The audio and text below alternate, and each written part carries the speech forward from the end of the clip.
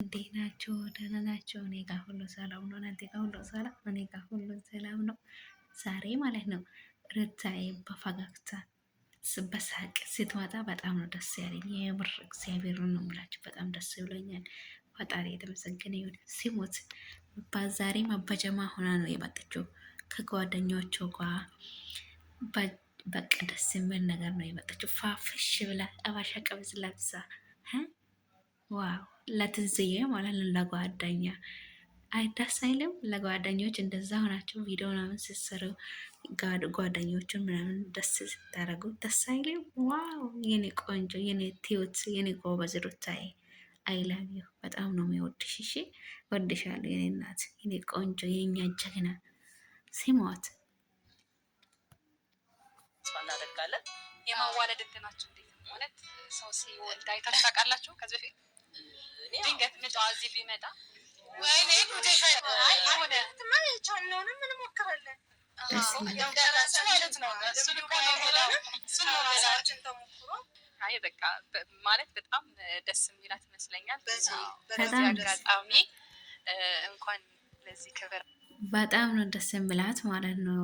ትንሱዬ ማለት ነው። ለምን ካላችሁ ሩታና ትንሱዬ እያሳለፉ ያሉት ነገር አንድ አይነት ስለሆነ በጣም ነው ደስ የሚላት ማለት ነው። እግዚአብሔር እና እርኩስ ሆናችሁ እንደዛ ሰፕራይዝ ስታደርጉ ማለት ነው። ኦ ማይ ጋድ እንዴት አይነት ስሜት እንደሚሰማት ልነግራችሁ አልችልም። በሷ ቦታ ቢሆንስ እኔ እንዴት ነው የሚሆነው?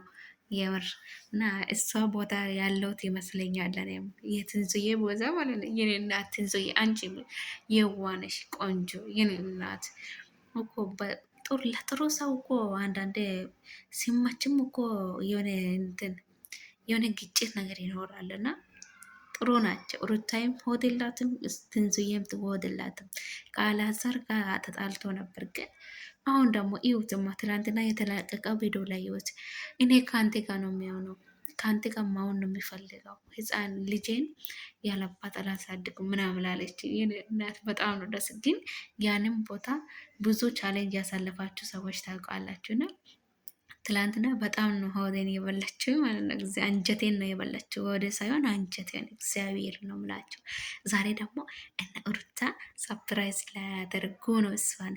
ደስ ይላል። የኔ እናት ሩታ አንቺም እኮ ብዙ ቻሌንጅ ብዙ ፈተና አሳልፈሽ እኮ ነው ዛሬ እዚህ ደረሰሽ ለሰው ሰፕራይዝ የምታደርጊ። ግን ትላንትና አንቺ ባለፈው አለቅሰሽ ነበር እንደዛ ሲያደርገው፣ አንቺንም እርኩስ ሆነሽ ሰፕራይዝ ሲያደርገው በጣም ነው ያለቀሽው። ግን ዛሬ ለአንቺ የተሰማ ስሜት ነው ለሷ የሚሰማት ማለት ነው እና ደስ ብሎኛል። ሩታዬ እንደዛ በሳቅ ስትመጣ በጣም ደስ ብሎኛል። ሲሞትማ ደስ ይላል። በቃሽ እናትነት ቀላል አይደለም። ያ በጣም ደስ የሚል ስሜት ነው ማለት እኔ እንደተረዳሁት አሁን ሆኜ ሳየው ነው የሚገባው የእናትነት ስሜት ማለት ነው። እና የኔ እናት እንኳን ለዚህ ክብር አበቃሽ። በጣም ነው የምወድሽ የኔ ትሁት። ወይ በቃ ልታለቅስ ነው። እንወድሻለን፣ እናከብርሻለን። እግዚአብሔር አምላክ በሰላም ሁለት ያድርግሽ። ልጃችን እናቅፍ የደስታ ጥግ እንዲያደርግልን እንለምናለን ፈጣሪያችን። ዋው ዋው ዋው ደስ ይላል። የምር ለእኔ የተሰማኝ ስሜቱን ልንገራችሁ እና ምን እንደተሰማኝ ታውቃላችሁ? ለእኔ ዋው ደስ ይላል። እውነት ነው። እናትነት ከባድ ነው። እናትነት ማለት ትንሽ አይደለም። እሺ እንደ ትልቅ አድርገን ነው የምናየው ማለት ነው እግዚአብሔርን። እናትነት ማለት እርግዝና ጊዜ በጣም ቻሌንጆች አሉ፣ በጣም ፈተናዎች አሉ። ያንን ፈተና ሁሉ አልፋ መውለጃ ቀን ሲደርስ ማለት ነው ከባድ ነው። ዋው